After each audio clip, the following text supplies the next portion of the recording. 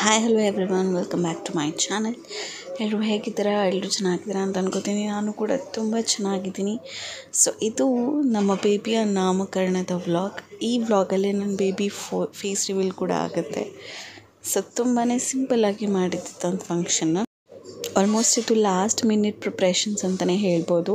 So first ಸಿಂಪಲಾಗಿ ಮನೆ ಹತ್ರ ಮಾಡ್ಕೊಳ್ಳೋಣ ಅಂತ ಅಂದ್ಕೊಂಡ್ವಿ. ಫ್ಯಾಮಿಲಿ ವಿ ಡಿಸೈಡೆಡ್ ಮನೆ ಹತ್ರ ಮಾಡಿದ್ರು ಅಷ್ಟೇ ಕಾಸ್ಟ್ ಆಗುತ್ತೆ, why not in party hall ಅಂತ ಅಂದ್ಬಿಟ್ಟು ಲಾಸ್ಟ್ ಮೂಮೆಂಟಲ್ಲಿ.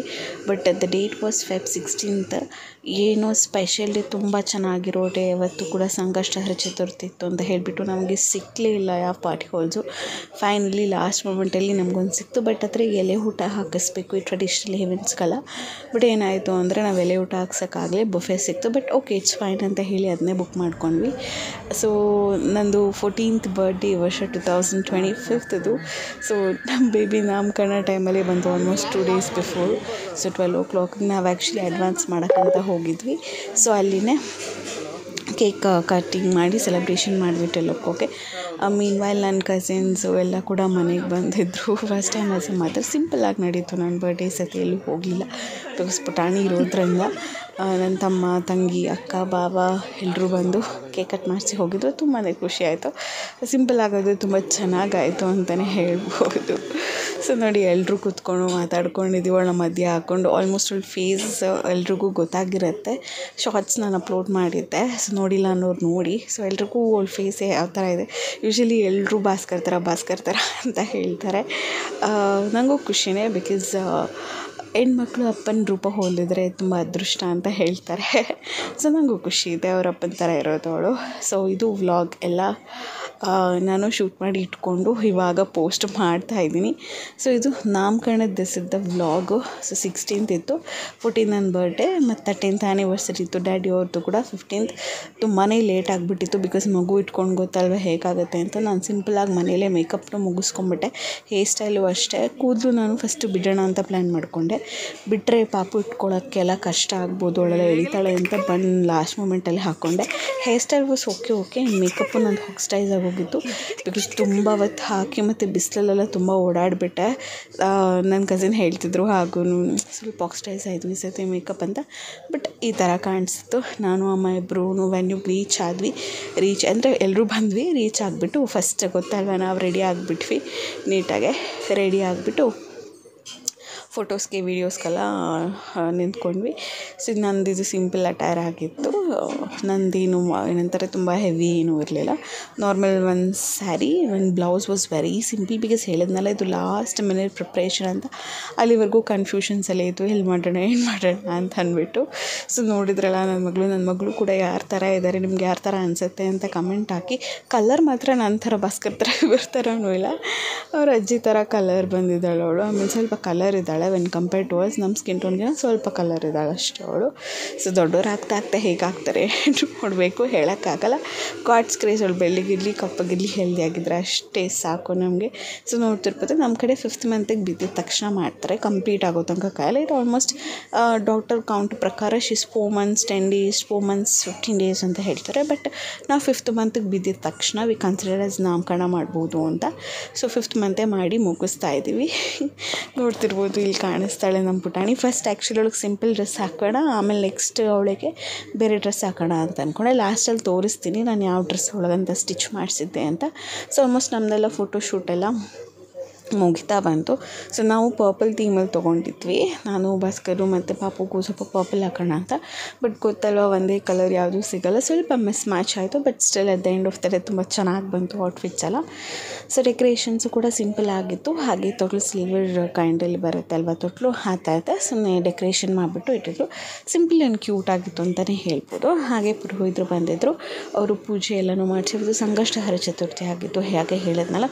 ಸೊ ಗಣೇಶಂದು ಚಿಕ್ಕದಾಗ ಒಂದು ಪೂಜೆ ಮಾಡಿಸಿದ್ರು. ಆ್ಯಕ್ಚುಲಿ ನಾವು ಹೋಮ ಮಾಡಿಸ್ಬೇಕಿತ್ತು, ಬಟ್ ಹೋಮ ಮಾಡಿಸ್ಲಿಕ್ಕಾಗಲಿಲ್ಲ, ಬಿಕಾಸ್ ಪಾರ್ಟಿ ಹಾಲಲ್ಲಿ ಅದು AC ಹಾಲ್ ಆಗಿರೋದ್ರಿಂದ ಅಲ್ಲಿ ಹೋಮಕ್ಕೆಲ್ಲ ಅಮ್ಯುನಿಟೀಸ್ ಇಲ್ಲ, ಅಂದರೆ ಹೊಗೆ ಎಲ್ಲ ಆಗುತ್ತಲ್ವ.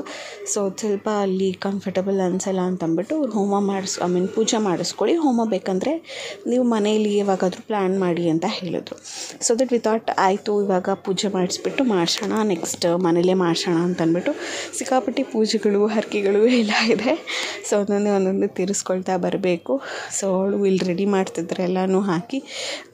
ಅವಳು ಎಷ್ಟು ಸೈಲೆಂಟ್ ಆ್ಯಂಡ್ ಕೋಆಪ್ರೇಟಿವ್ ಆಗಿದ್ಲು ಗೊತ್ತಾ. ಗಾಡ್ಸ್ ಗ್ರೇಸ್, ಟಚ್ ವುಡ್ ನನ್ನ ಮಗಳು ಹಾಗೆ ಇರಲಿ ಅಂತ. She is very understanding. ಅಂದರೆ ಜಾಸ್ತಿ ಜನ ಇದ್ದರು ಅಂದರೆ ಎಲ್ಲ ಮಕ್ಕಳು ಕಿರಿಕಿರಿ ಮಾಡೇ ಮಾಡ್ತಾರೆ. ಬಟ್ ಅವಳೇನು ಮಾಡಿದ್ಲು ಅಂದರೆ ಸ್ವಲ್ಪ ಕಿರಿಕಿರಿ ಏನು ಆಗಲಿಲ್ಲ. ಆ ಕಡೆ ಈ ಕಡೆ ನೋಡ್ಕೊಂಡು, ಜನ ಅಂದರೆ ಸಿಕ್ಕಾಪಟ್ಟೆ ಇಷ್ಟ ಅವಳಿಗೆ. ನೋಡಿಕೊಂಡು ಆಮೇಲೆ ಸ್ವಲ್ಪ ಹೊತ್ತು ಆದಮೇಲೆ ತೊಟ್ಲಿಗೆ ಹಾಕಿದ ತಕ್ಷಣ ಮಲ್ಗೆ ಬಿಡ್ತು ಮಗು ಅದು. ಸೊ ಇದು ನಾನು ಅವಳಿಗೆ ಸ್ಟಿಚ್ ಮಾಡಿಸಿದ ಡ್ರೆಸ್ಸು. ಇದು ನಾನು ಶ್ರೀರಾಮ್ಪುರದ ಹತ್ರ ಮೀಟ್ರಲೆ ಕಬ್ಬ ತೊಗೊಂಡು ನಾನು ಅವಳಿಗೆ ಕಸ್ಟಮೈಸ್ ಮಾಡಿ ಹೊಲಿಸ್ದೆ. ರೆಡಿಮೇಡ್ ಹಾಕ್ಬೋದಿತ್ತು, ಬಟ್ ಸ್ಟಿಲ್ ಆ ವೈಬ್ ಸಿಕ್ಕಲ್ಲ ಅಲ್ವಾ. ನಾನೇ ಹೋಗಿ ಹುಡುಕಿ ನಾನೇ ಆ್ಯಕ್ಚುಲಿ ಸ್ಟಿಚ್ ಮಾಡ್ಬೋದಿತ್ತು, ಬಟ್ ನನಗೆ ಟೈಮ್ ನಿಜ ಮೂಮೆಂಟಲ್ಲಿ ಆಗಲಿಲ್ಲ. ಮೀನ್ಮೇಲೆ ನನಗೆ ಸ್ವಲ್ಪ ಬ್ಯಾಕ್ ಪೇಯ್ನ್ ಜಾಸ್ತಿನೇ ಇದೆ, ಅದಕ್ಕೋಸ್ಕರ ನಾನು ರಿಸ್ಕ್ ತೊಗೊಳ್ಳಿಲ್ಲ. ಸೊ ಸ್ಟಿಚ್ ಮಾಡಿಸ್ಬಿಡೋಣ ಅಂತ ಸ್ಟಿಚ್ ಮಾಡಿದೆ. ಆಲ್ಮೋಸ್ಟ್ ಸ್ಟಿಚಿಂಗ್ ಕಾಸ್ಟ್ ಎಲ್ಲ ನನಗೆ ಮೆಟೀರಿಯಲ್ಗೆ ನನಗೆ 300 ರೂಪೀಸ್ ಆಯಿತು. ಎರಡರಿಂದಲೂ 150 ಟಾಪು ಮತ್ತು ಬಾಟಮ್. ಟಾಪು ವೆಲ್ವೆಟ್ ತೊಗೊಂಡಿದ್ದೆ, ಬಾಟಮ್ ನಾನು ಬ್ರೊಕೇಡಲ್ಲಿ ತೊಗೊಂಡಿದ್ದೆ. ಸೊ ಟೋಟಲ್ ಕಾಸ್ಟ್ನು 300 ರೂಪೀಸ್ ಅನಿಸುತ್ತೆ. ಸ್ಟಿಚಿಂಗ್ ನನಗೆ ಜಾಸ್ತಿ ಬಿತ್ತು, 750 ರೂಪೀಸ್ ಆಯಿತು ಸ್ಟಿಚಿಂಗು. ಮೆಟೀರಿಯಲ್ಗೂ ಸ್ಟಿಚಿಂಗ್ ಸೇರಿ 1000 ರೂಪೀಸಲ್ಲಿ ನನಗೊಂದು ಔಟ್ಫಿಟ್ ಆಯಿತು ಅಂತಲೇ ಹೇಳ್ಬೋದು. ಸೊ ಔಟ್ಫಿಟೆಲ್ಲ ತುಂಬ ಚೆನ್ನಾಗಿ ಬಂತು ಅವಳದು. ಬಟ್ ಅವಳದು ಏನಾಯಿತು ಅಂದರೆ ಲಾಸ್ಟ್ ಮೂಮೆಂಟಲ್ಲಿ ನಾವು ಪೂಜೆ ಅದು ಇದೆಲ್ಲ ಕೂತ್ಕೊಂಡು ಅವಳದು ಸಿಂಗಲ್ ಫೋಟೋನೇ ತೊಗೊಳ್ಳೋದಕ್ಕೆ ಆಗಲಿಲ್ಲ. ಸೊ ಲಾಸ್ಟಲ್ಲಿ ನಾನು ಫೋಟೋಸ್ ಎಲ್ಲ ಕೂಡ ಆ್ಯಡ್ ಮಾಡ್ತೀನಿ, ಯಾರ್ಯಾರು ಗೆಸ್ಟ್ ನಮ್ಮ ಫಂಕ್ಷನಿಗೆ ಬಂದಿದ್ದರು ಏನು ಎತ್ತ ಅಂತ. ಅವತ್ತು Feb 16 ತುಂಬ ಫಂಕ್ಷನ್ಸ್ ಇತ್ತು. ಹೇಳ್ಬೇಕಂದ್ರೆ ನಾವು ಕರೆದಿದ್ದವ್ರು ಯಾರೂ ಕೂಡ ಬರಲಿಲ್ಲ, ಹಾಗಾಗಿತ್ತು. ಫಂಕ್ಷನ್ಸ್ ಮೇಲೆ ಫಂಕ್ಷನ್ಸ್ ಇರೋದರಿಂದ ಯಾವ್ದು ಅಟೆಂಡ್ ಮಾಡಬೇಕು ಅನ್ನೋದೆಲ್ಲ ಕನ್ಫ್ಯೂಷನ್ಸ್ ಆಗಿ ತುಂಬ ಜನ ಮಿಸ್ ಆಗಿದ್ರು. But it's okay, important people ಯಾರ್ಯಾರಿದ್ದೋ ಅವರೆಲ್ಲರೂ ಕೂಡ ಬಂದಿದ್ದರು, ಅದು ಖುಷಿ ಆಯಿತು ನನಗೆ. So at the end of the day it's an happy moment. ಸಖತ್ ಖುಷಿ ಆಯಿತು. ಎಲ್ಲ ಎಷ್ಟು ಬೇಗ ಆಯಿತು ಅಂತ ಅನಿಸ್ತಿದೆ. ಇವಾಗ ನಾನು ಪ್ರೆಗ್ನೆಂಟ್ ಆಗಿ ಇದ್ದೀನಿ ಏನೋ ಫೀಲ್. ಆವಾಗಲೇ ನೋಡಿದ್ರೆ ನಂದು ಡೆಲಿವರಿನೂ ಹಾಗೆ ಆಲ್ಮೋಸ್ಟ್ 5 months ಅನ್ನೋ ಹಂಗೆ ಆಗಿಬಿಟ್ಟಿತ್ತು. So most memorable moments in my life. So ನಿಮ್ಮ ಜೊತೆ ಶೇರ್ ಮಾಡ್ಕೊಳ್ತಾ ಇದ್ದೀನಿ. ಐ ಹೋಪ್ ನಿಮಗೆ ಈ ವಿಡಿಯೋ ಇಷ್ಟ ಆಗುತ್ತೆ. ಸೊ ವಿಡಿಯೋ ಇಷ್ಟ ಆದರೆ ಲೈಕ್ ಮಾಡಿ, ಶೇರ್ ಮಾಡಿ, ಕಮೆಂಟ್ ಮಾಡಿ. ಇನ್ನು ನನ್ನ ಚಾನಲ್ನ ಸಬ್ಸ್ಕ್ರೈಬ್ ಮಾಡ್ಕೊಂಡಿಲ್ಲ ಅಂದರೆ ಸಬ್ಸ್ಕ್ರೈಬ್ ಮಾಡ್ಕೊಂಡು ನೋಡಿ. ಮ್ಯೂಸಿಕ್ ಜೊತೆ ಆ್ಯಡ್ ಮಾಡ್ತೀನಿ.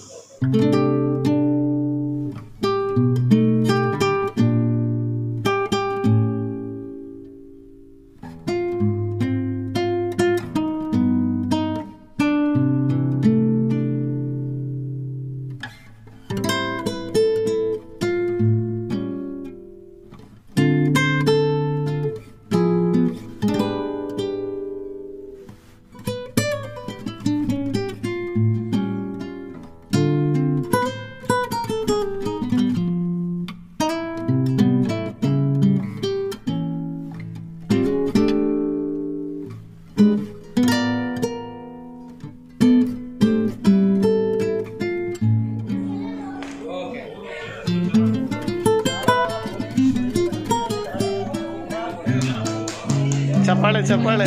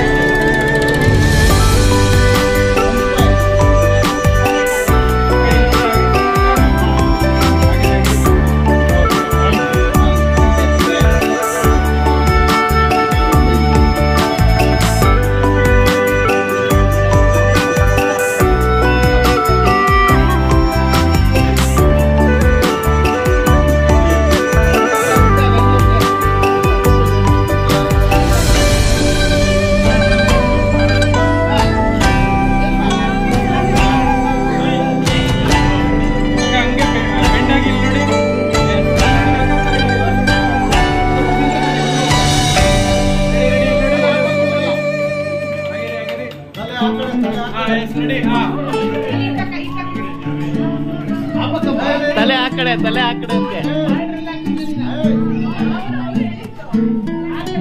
ತಲೆಗೆ ಆ ಕಡೆಗೆ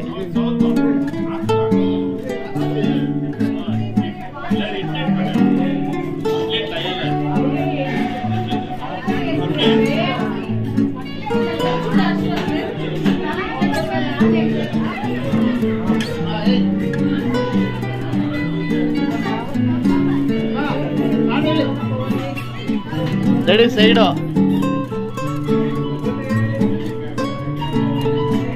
ಸೈಡ್ ಬಂದ್ಬಿಡು.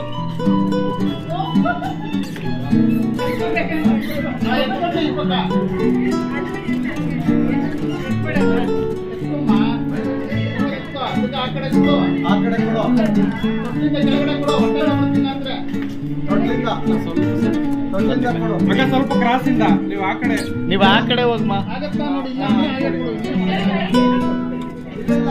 ಕೆಳಗಿಂದದೇ ಕೊಡಿ.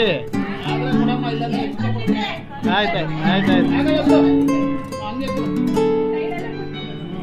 ಮಾಡ್ಬೇಡ್ರಿ ಮಗುಗೆ ಗುಂಡ್ರಾಯ ಎತ್ತರ ಆಡೇ ಉಂಡಲ್ಲ ಎತ್ಕೂಡ್ದಂಟ ಅದು.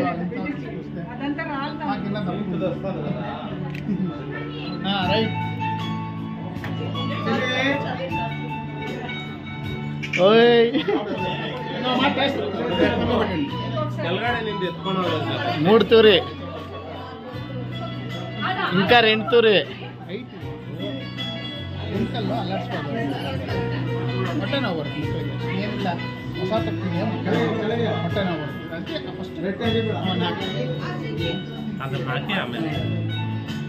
ಹೊಸ ಮರದಲ್ಲಿ ಮರಕ್ಕಲ್ಲ ಹಳೆ ಮರದಲ್ಲೇ ಓ ಓ ತೆಗಿಯಕ್ಕೆ ಬಿಡಲ್ಲ ಆಶಾ ಫೋಟೋ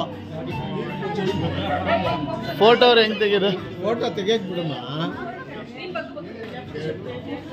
ಇನ್ನೊಂದ್ಸತಿ ಎರಡೇ ಸತಿ ಆಗಿದೆ. ಇನ್ನೊಂದ್ಸತಿ ಆಗಿದೆ. ಮೂರ್ ಸಲ ಆಯ್ತಾ? 3 ಸಲ ಆಯ್ತು. ಅವ್ರೊಂದ್ಸಲ ಆಯ್ತಾ?